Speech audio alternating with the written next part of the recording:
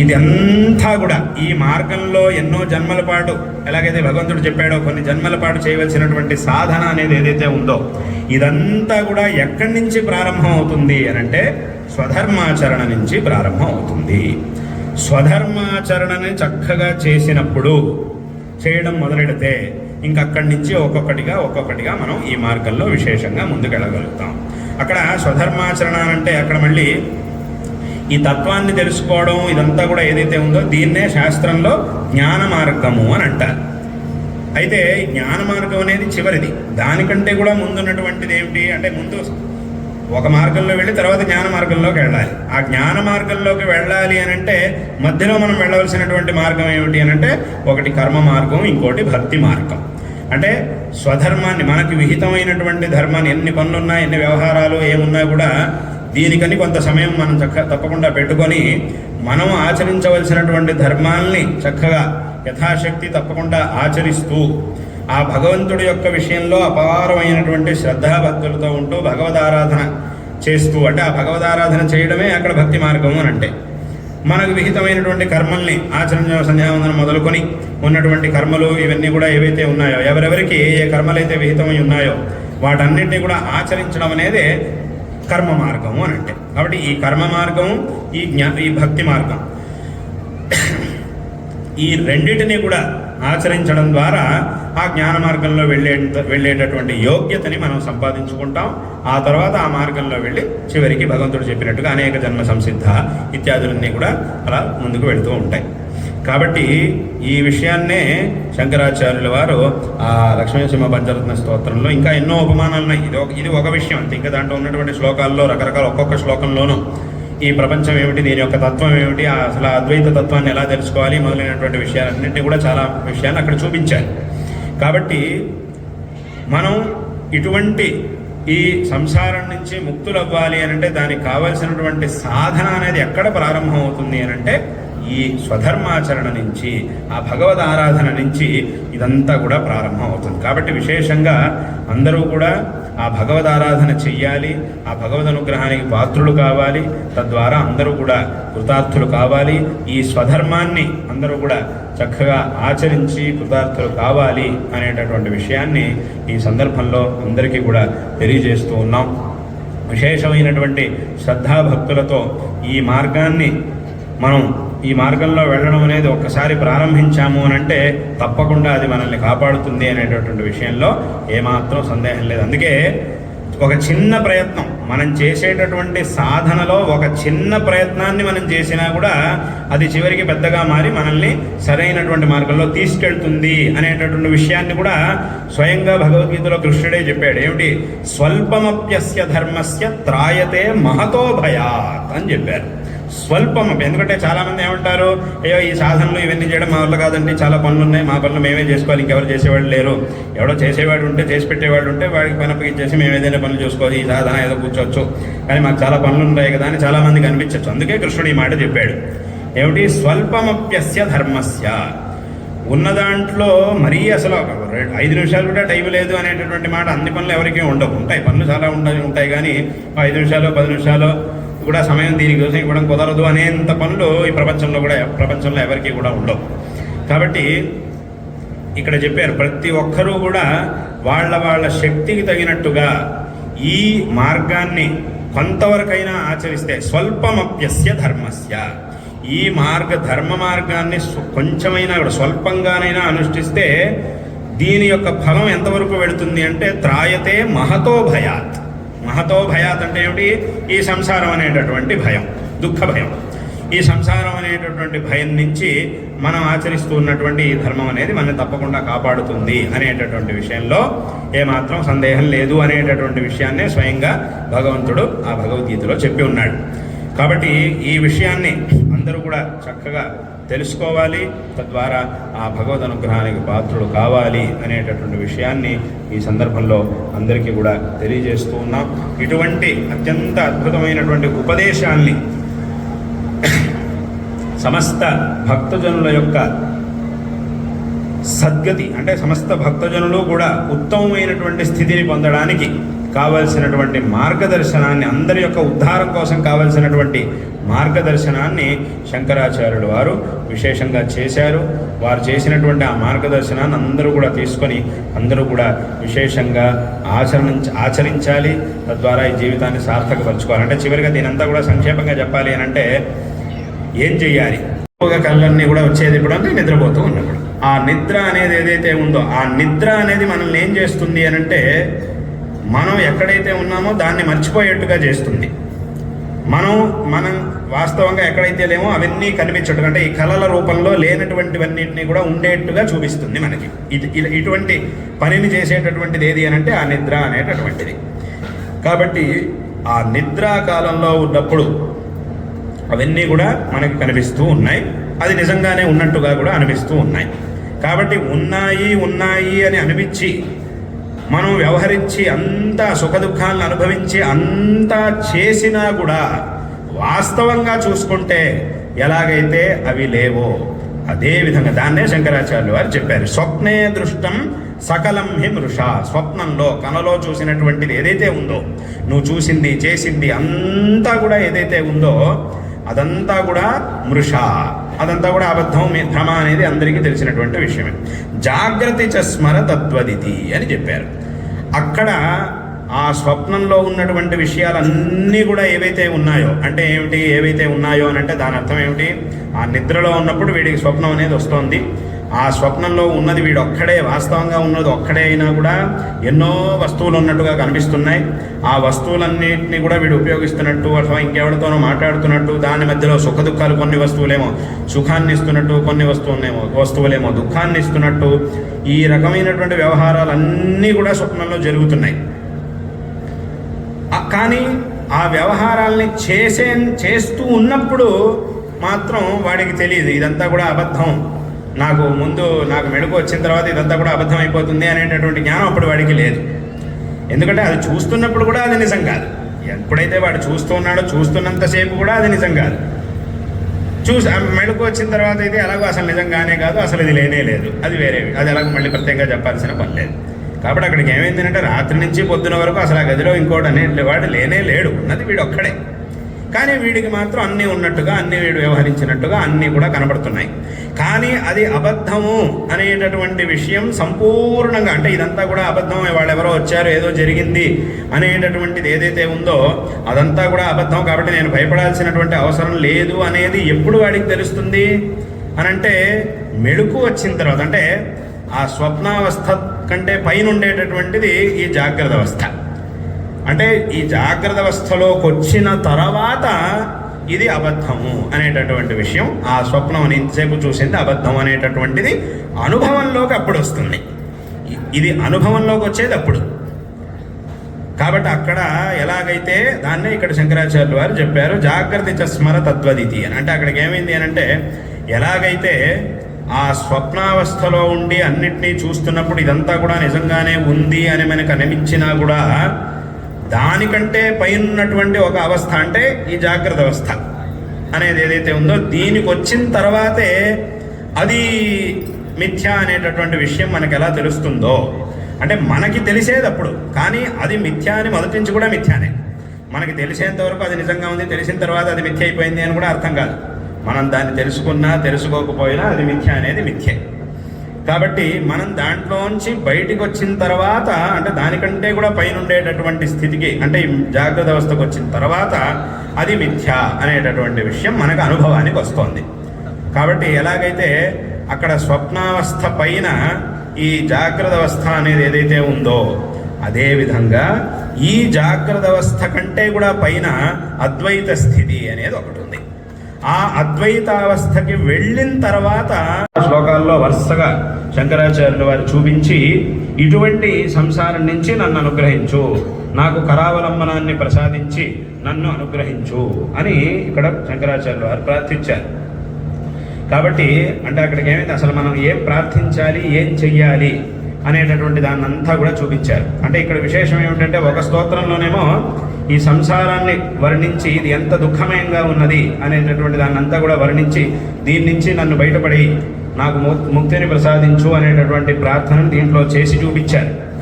అలాగే ఇంకో స్తోత్రంలో ఈ లక్ష్మీ నరసింహ పంచరత్న స్తోత్రంలో ఏం చేశారు అని అంటే, ఈ సంసారం నుంచి బయటపడడానికి ఏ జ్ఞానం అయితే మనకు కావాలో ఆ జ్ఞానాన్ని దీంట్లో చూపించారు.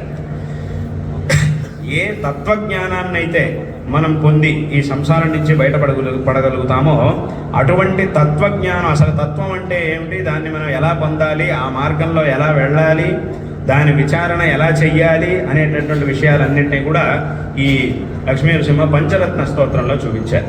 అంటే ఒక్క శ్లోకం, దాంట్లో చివరికి ఒక శ్లోకం వస్తుంది. ఏమిటి? తవహితమేకం వచనం వక్ష్యే శృణు సుఖకామో యది సతతం అని. ఏమిటి దీని అర్థం అంటే, నీ హితం కోసం నేను ఒక మాటను చెప్తూ ఉన్నాను, జాగ్రత్తగా విను అని. ఏమిటి? నిజంగా నీకు గనక సుఖాన్ని పొందాలి, శ్రేయస్సుని పొందాలి, ఈ సంసారం నుంచి బయటపడాలి అనేటటువంటి ఆ కోరిక కనుక నీకుంటే నీ హితం కోసం నేను ఒక మాట చెప్తాను, విను అన్నారు. ఏమిటి అనంటే, స్వప్నే దృష్టం సకలం హి మృష జాగ్రత్త చ స్మర తత్వదితి అని చెప్పారు. అంటే ఏమిటి? ఆ అద్వైత తత్వాన్ని నువ్వు తెలుసుకునే ప్రయత్నం చెయ్యి. ఇది అద్వైత తత్వం అంటే ఇలా ఉంటుంది. ఈ అద్వైత తత్వాన్ని నువ్వు చక్కగా తెలుసుకుని, అంటే దానికి కావాల్సినటువంటి సాధనంతా కూడా నువ్వు చేస్తే అప్పుడు తప్పకుండా ఈ సంసారం నుంచి నువ్వు బయటపడగలుగుతావు అనేటటువంటి మాటని అక్కడ చెప్పారు. స్వప్నే దృష్టం సకలం హిమర్ష జాగ్రత్త చ స్మర తత్వదితి అని ఎంతో స్పష్టంగా ఆ అద్వైత తత్వాన్ని ఇక్కడ ఉపదేశించారు. ఎందుకంటే అసలు అద్వైత తత్వం అంటే ఏమిటి? అద్వైతం అనంటే ఏమిటి?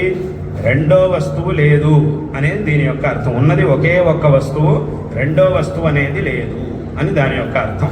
అంటే రెండో వస్తువు పారమార్థికంగా లేదు, పారమార్థికమైనటువంటి వస్తువు ఒకటే ఉండేది, రెండవ వస్తువు పారమార్థికంగా లేదు అని దాని యొక్క అర్థం. అదే అద్వైత తత్వం అని అంటే. ఈ విషయాన్ని ఇప్పుడేదో 2 మాటల్లో ఈ విషయం చెప్పేయడం అయిపోయింది. విన్నప్పుడు కూడా ఏదో కాస్త అర్థమైనట్టుగా ఉంది. కానీ దీన్ని ఇలాగే మననం చేస్తూ చేస్తూ చేస్తూ సంపూర్ణంగా దాన్ని సాక్షాత్కరించుకున్నప్పుడు, అనుభవంలోకి తెచ్చుకున్నప్పుడు, ఉన్నది పారమార్థికమైన ఒకే ఒక వస్తువు, రెండవ వస్తువు అనేది ఏదైతే ఉందో అది కేవలం వ్యావహారికంగా మాత్రమే ఉండేది, అసలైనటువంటిది ఒకే వస్తువు అనేటటువంటి ఆ విషయం ఎప్పుడైతే మనకు అనుభవానికి వస్తుందో అప్పుడు మనకి ఇంకా ఏ విధమైనటువంటి దుఃఖము అనేది ఉండదు అనేటటువంటి విషయాన్ని ఇక్కడ చూపించారు. అయితే ఇది మన యొక్క అనుభవానికి దీన్ని ఎలా తెచ్చుకోవాలి అనేటటువంటి విషయాన్ని ఇక్కడ చూపించారు. తవహితమేకం శృణు సుఖకామో యది సతతం స్వప్నే దృష్టం సకలం హింసా జాగ్రత్త చ స్మర తత్వదితి అని దానికి ఒక ఉదాహరణ చూపించారు. ఎందుకంటే ఇప్పుడు మనకి వెంటనే ఒక ప్రశ్న వస్తుంది. ఏమిటి? అద్వైత తత్వం అనగానే బాగుంది, చాలా బాగుంది, ఆ పదం వినడానికి చాలా బాగుంది.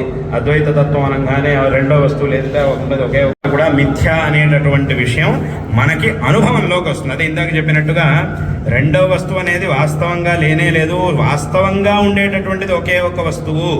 రెండో వస్తువు అనేది ఊరికే ఉన్నట్టుగా కనబడింది తప్ప అది వాస్తవంగా లేదు అనేటటువంటి విషయం ఇప్పుడు ఎవరికీ తెలియదు. ఇప్పుడు అందరికీ చూస్తుంటే నిజంగానే రెండో వస్తువు ఉంది కదా, లేదని ఎలా అంటారు, నిజంగానే ఉంది కదా, ఇదంతా చేస్తున్నాం కదా అని చెప్పి ఇప్పుడు అలాగే అనిపిస్తూనే ఉంటుంది. తర్వాత ఇది ఎప్పుడు సంపూర్ణంగా అనుభవానికి వస్తుంది అంటే ఆ అద్వైత స్థితికి వెళ్ళినప్పుడు మనకు అనుభవానికి వస్తుంది. అప్పుడు మనం సంపూర్ణంగా దీని అనుభవంలోకి తెచ్చుకోగలుగుతాం. ఆ అద్వైత స్థితిని పొందినప్పుడు ఉన్నటువంటిది ఒకే ఒక వస్తువు, పరబ్రహ్మ వస్తువు ఒక్కటే. ఈ రెండో వస్తువు అనేది ఏదైతే ఉందో ఇది కేవలం ఉన్నట్టుగా, ఎలాగైతే కళలో ఉన్నప్పుడు కళను చూస్తున్నంతసేపు అది ఉన్నట్టుగా కనబడిందో, ఉన్నట్టుగా కనబడినా కూడా అది నిజంగా లేదు కాబట్టి అది మిథ్య అని ఎలాగైతే అనిపించుకుంటుందో, అదేవిధంగా ఈ స్థితి పైన మనం చూస్తున్నటువంటి ఈ స్థితి పైన ఇంకొక స్థితి అనేది ఉంది, అదే అద్వైత స్థితి అని అంటే. ఆ స్థితికి వెళ్ళినప్పుడు ఏమవుతుంది అని అంటే ఇదంతా దీని యొక్క ఇదంతా కూడా వాస్తవం కాదు అనేటటువంటి విషయం అప్పుడు మనకు అనుభవానికి వస్తుంది. కానీ ఇది మనకు అనుభవానికి రావాలి అంటే అక్కడికి వెళ్ళాలి, వెళ్ళిన తర్వాత అది అనుభవంలోకి వస్తుంది. కాబట్టి అక్కడికి వెళ్ళకముందే ఎలాగో ఇదంతా మిథ్య అని చెప్పేశారు కదా కాబట్టి మనం ఇష్టం వచ్చినట్టుగా అంతా చేయొచ్చు అని అలా అని దాని అర్థం కాదు.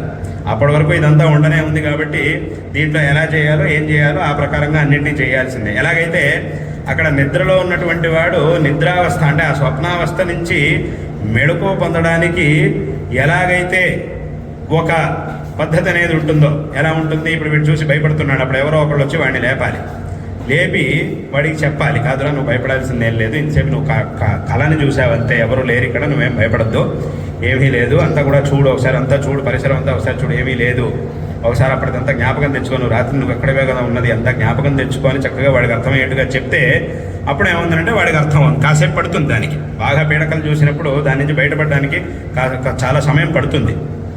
ఆ సమయంలో మళ్ళీ వాడికి చెప్పి వాడు కూడా దాన్నే మళ్ళీ మననం చేస్తూ ఉంటే అప్పుడు నిజంగా వాడికి ఇది నిజమే కాబట్టి నేను చూసిందంతా కళ మాత్రమే కాబట్టి అక్కడ భయపడాల్సినటువంటి అవసరం లేదు అనేది సంపూర్ణంగా వాడి అనుభవంలోకి వస్తుంది. కాబట్టి అక్కడ కొంత సమయం పడుతుంది. అదేవిధంగా ఇక్కడ కూడా సమయం అనేది పడుతుంది. ఏమిటి, మనం చూస్తున్నటువంటి జాగ్రత్త ప్రపంచం అనేది ఏదైతే ఉందో, మనం చూస్తున్నటువంటి సమస్త ప్రపంచం అనేది ఏదైతే ఉందో ఇది మిథ్య, ఇది పారమార్థికంగా లేదు, కేవలం మనకు కనిపిస్తూ ఉన్నది మాత్రమే. పారమార్థికమైనటువంటిది పరబ్రహ్మ ఒక్కటే అనేటటువంటి విషయం కూడా మనకు అనుభవంలోకి రావాలంటే దానికి కొంతకాలం అనేది పడుతుంది. అక్కడ ఎలాగైతే వాస్తవాన్ని తెలిసినటువంటి వాడు ఒకడు, అంటే వాడు ముందే లేచేసాడు, వాడు నిద్రపోయాడు, వాడు కూడా రాత్రి అయితే అందరూ నిద్రపోవాల్సిందే కదా. ఎవరైతే పొద్దున్నే వీడిని లేపాడో వాడు కూడా నిద్రపోయాడు. వాడికి ఏవో కళ్ళు వచ్చి ఉండొచ్చు, వాడు అది నిజంగా భావించి ఉండొచ్చు. కానీ అదంతా కూడా భావించినా కూడా మళ్ళీ పొద్దున్నే వాడు లేచాడు, వాడే లేచుంటాడు, అథవా ఎవరో వాడిని లేపుంటారు, వాడు లేచాడు, లేచి మళ్ళీ జాగ్రత్త అవస్థలోకి వచ్చాడు, అప్పుడు వీడిని చూశాడు, వీడిని కూడా లేపాడు. కాబట్టి అప్పుడు వాడు ఏం చేశాడు, వాడు జాగ్రత్త అవస్థలోకి వచ్చేసాడు. వాడు నిద్రావస్థ నుంచి జాగ్రత్త అవస్థ, ఎందుకంటే వాడు కూడా జాగ్రత్త అవస్థలోకి వచ్చిన తర్వాత ఇంకొకరిని లేపడానికి సాధ్యం. వాడు నిద్రపోతున్నాడు, అథవా వాడు ఇద్దరు పక్కన పడుకున్నారు, ఇద్దరు ఒక్కొక్క కళ చూస్తున్నారంటే వీడు వాడిని లేపడానికి, వాడు వీడిని లేపడానికి కుదరదు. వీడు మేలుకున్న తర్వాతే ఇంకొకరిని లేపడానికి, పడుకున్న వాడిని లేపడానికి సాధ్యం అవుతుంది. కాబట్టి అది చూడగానే వెంటనే పట్టేసుకుంటుంది, మీకు చేస్తుంది అంతే. అంటే ఏమిటి, ఆ పరిస్థితి అలా ఉంటుంది. అదేవిధంగా అక్కడ వచ్చినటువంటి పరిస్థితి కూడా అలాంటిది. ఇంకా అక్కడ మాట్లాడడానికి అవకాశం లేదు, నేరుగా అవతరించడం, హిరణ్యకశిపుడిని సంహరించడం అంతే. ఆ తర్వాత కావాలంటే మళ్ళీ మాటలు అవన్నీ కూడా తర్వాత, ముందు ఇది జరిగేంత వరకు మాత్రం ఇక్కడ మాట్లాడడానికి మాటలకు అవకాశమే లేదు. ఆ తర్వాత మళ్ళీ మాట్లాడడం, ఆ సంభాషణ అదంతా కూడా ఉంది. భక్తుడు ప్రహ్లాదుడితో సంభాషణ ఇత్యాదులన్నీ కూడా తర్వాత ఉన్నాయి పురాణంలో. కాబట్టి అది ఆ నరసింహావతారం యొక్క తత్వం. ఈ విధంగా ఆ స్వభావం నరసింహావతారంలో భగవంతుడి యొక్క స్వభావం. కానీ కృష్ణావతారంలో వాటిల్లో అంతా విభిన్నంగా ఉంటుంది. కృష్ణావతారంలో భగవంతుడు ఎన్నోసార్లు ప్రయత్నం చేశాడు, వాళ్ళతో రాయబారిగా అక్కడికి వెళ్ళాడు, అంతా కూడా చేశాడు. అలా ప్రయత్నం అంతా కూడా భగవంతుడు కృష్ణావతారంలో చేశాడు, రామావతారంలో ఒకలాగా చేశాడు. ఏదేమైనా దీని యొక్క ఉద్దేశ్యం ఏమిటి అని అంటే ధర్మాన్ని ఉద్ధరించడం. ఇటువంటి అవతారాల ద్వారా భగవంతుడు మనకిస్తున్నటువంటి సందేశం ఏమిటి అని అంటే, ఎలాగైతే భగవంతుడు తన యొక్క అవతారాలు విభిన్నమైనటువంటి ఒక్కొక్క సందర్భంలోనూ తనని ఒక్కొక్క రకంగా మార్చుకొని ఎదురైనటువంటి ఆ ధర్మం యొక్క సంకష్ట స్థితిని నివారించి ధర్మాన్ని ఉద్ధరించాడో, అదేవిధంగా జనాలందరూ కూడా, ఎందుకంటే భగవంతుడు ఎప్పుడు అవతరిస్తాడో, ఎప్పుడైతే ఇంకెవ్వరి వల్ల ధర్మోద్ధారం అనేది సాధ్యం కాదో అటువంటి పరిస్థితి వచ్చినప్పుడు మాత్రమే భగవంతుడు అవతరిస్తాడు. కానీ అప్పటి వరకు ఈ ధర్మాన్ని రక్షించుకోవాల్సినటువంటి కర్తవ్యం ఎవరిది అని అంటే, ఈ పరంపరలో పుట్టినటువంటి ప్రతి ఒక్కరికి కూడా ఒక కర్తవ్యం అనేది ఉన్నది, ప్రతి వాళ్ళకి కూడా ఆ కర్తవ్యం అనేది ఉన్నది. కాబట్టి భగవంతుడు మనకి ఏం చెప్తున్నాడు అని అంటే, ఇన్ని అవతారాల మూలకంగా మనకి ఏం చెప్తున్నాడు అని అంటే, అందరూ కూడా మీ యొక్క ధర్మాన్ని, మన యొక్క ఈ ధర్మాన్ని, దానికి రకరకాలుగా సంకష్ట స్థితిలు ఏర్పడచ్చు. ఒక్కోసారి ఒక్కొక్క రకంగా దానికి సంకష్ట స్థితి అనేది రావచ్చు. కానీ ఎప్పుడు ఎలాంటి సంకష్ట స్థితి వచ్చినా కూడా ఆ సందర్భంలో దానికి తగినట్టుగా మనల్ని మనం తయారు చేసుకొని సిద్ధంగా ఉండి దాన్ని రక్షించుకోవాలి అనేది ఈ దీని యొక్క అవతారం యొక్క సందేశం. కాబట్టి అందరూ కూడా విశేషంగా మన యొక్క శ్రేయస్సుకి కారణమైనటువంటి ఈ ధర్మం అనేది ఏదైతే ఉందో, ఈ ధర్మాన్ని అందరూ కూడా కాపాడుకొని దీన్ని ఆచరించడానికి ఎప్పుడు కూడా సంసిద్ధులుగా ఉండాలి. దీన్ని కాపాడుకోవడానికి అందరూ కూడా చక్కగా యథాశక్తి, అందరికీ కూడా భగవంతుడు ఒక విధమైనటువంటి శక్తినిచ్చాడు. ఆ శక్తిని అనుసరించి దీన్ని కాపాడుకొని దీన్ని ఆచరించి అందరూ కూడా కృతార్థులు కావాలి అనేటటువంటి విషయాన్ని భగవంతుడు మనకు ఉపదేశిస్తూ ఉన్నాడు. కాబట్టి విశేషంగా అటువంటి ఆ భగవంతుడి యొక్క అవతారాల్లో నరసింహ అవతారానికి అపారమైనటువంటి మహిమ, అపారమైనటువంటి వైశిష్ట్యం అనేది ఉన్నది. ఆ నరసింహస్వామి యొక్క, లక్ష్మీ నరసింహస్వామి యొక్క ప్రతిష్ట అనేది ఇవాటి రోజున ఇక్కడ జరిగి ఉండడం అనేది చాలా సంతోషకరమైనటువంటి విషయం.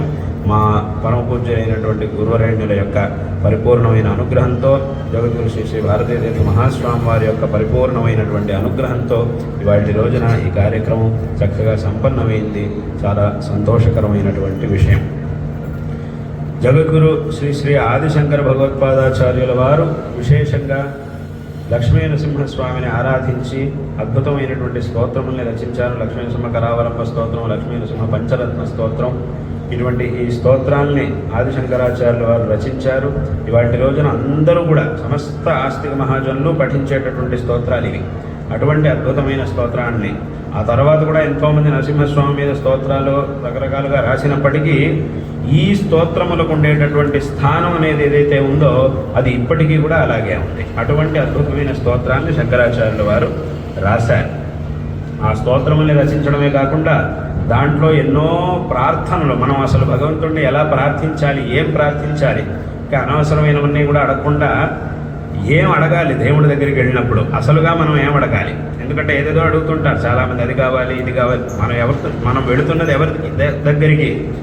ఎవరి దగ్గరికి మనం వెళుతున్నాం, ఎవరిని అడుగుతున్నాం అనే దాన్ని చూసుకొని అడగాలి. ఇక్కడ మనం స్వయంగా అడుగుతున్నది పరమాత్మని. కాబట్టి అటువంటి పరమాత్మని మనం అడిగేటప్పుడు ఏం అడగాలి, ఎలాంటి వస్తువుని అడగాలి అని అంటే దేన్ని పరమాత్మ మాత్రమే మనకి ఇవ్వడానికి సాధ్యం అవుతుందో అటువంటి దాన్ని అడగాలి. అది కాకుండా ఇంకేదో అది కావాలి ఇది. ఇప్పుడు పెద్ద మహారాజు మీ దగ్గరికి వచ్చాడు, ఒక పెద్ద మహారాజు గారు, దేశాన్ని పరిపాలించేటువంటి మహారాజు వచ్చాడు. ఆయన మన దగ్గరికి వచ్చాడు, ఎందుకో ఆయన దృష్టి మన మీద పడింది, ఎందుకో ఆయనకి ఏదో ఇవ్వాలనిపించింది. ఆయన అడిగాడు, నీకేం కావాలి చెప్పు ఇస్తాను అని అడిగాడు అనుకోండి. అప్పుడు నాకు రాసుకోవడానికి ఒక పెన్ను పేపర్ ఇవ్వండి అని కనుక అడిగితే మహారాజుని, అప్పుడు ఏమన్నా ఇస్తాడు. ఇవ్వడం లేదు, మహారాజు దగ్గర కూడా పెన్నులు ఉంటాయి, పేపర్లు ఉంటాయి, కావాలంటే ఇవ్వయా అని అడిగితే 1 కాదు 10 పెన్నులు కావాలన్నా కూడా ఇస్తాడు. కానీ మహారాజు గారి దగ్గర అడగాల్సింది ఇది కాదు. ఇది ఎక్కడైనా దొరుకుతుంది, ఎవరినైనా అడగచ్చు, ఎక్కడి నుంచైనా సంపాదించవచ్చు. కానీ మహారాజుని ఏమడగాలి, దేన్నైతే మహారాజు మాత్రమే మనకి ఇవ్వగలుగుతాడో దాన్ని మాత్రమే ఆయన దగ్గర మనం అడగాలి. అటువంటి దాన్ని అడిగితే అప్పుడు ఆయన అడిగినందుకు మనం దానికి అడిగినందుకు సార్థకం అవుతుంది. కాబట్టి ఈ విధంగా భగవంతుడి దగ్గరికి వచ్చినప్పుడు మనం ఏమడగాలి అనే దాన్ని కూడా ఈ లక్ష్మీ నరసింహ కరావలంబ స్తోత్రం దాంట్లో అంతా కూడా శంకరాచార్యులు వారు చూపించారు. ముఖ్యంగా దాంట్లో అడిగింది ఏమిటి, లక్ష్మీ నరసింహ మమ దేహి కరావలంబం. ఆ కరావలంబం నాకు ఒక ఆలంబనంగా నువ్వు ఉండి నన్ను అనుగ్రహించు. అందులోనూ ఎలా అనుగ్రహించాలి, చాలా శ్లోకాలు వరుసగా ఆరంభం నుంచి సంసార సంసార సంసార అని చాలా శ్లోకాలు సంసారం అనే పదంతోనే మొదలవుతాయి. అంటే ఈ సంసారాన్ని ఎన్నో రకాలుగా, అత్యంత దుఃఖకరమైనటువంటి సంసారాన్ని రకరకాలుగా వర్ణించారు దీంట్లో. అంటే ఎన్ని రకాలుగా ఈ సంసారం అనేది మనుషులకి దుఃఖాన్ని కలిగిస్తోంది, ఇందులో ఉండేటటువంటి జీవులందరూ కూడా ఎంతటి దుఃఖాన్ని అనుభవిస్తారు.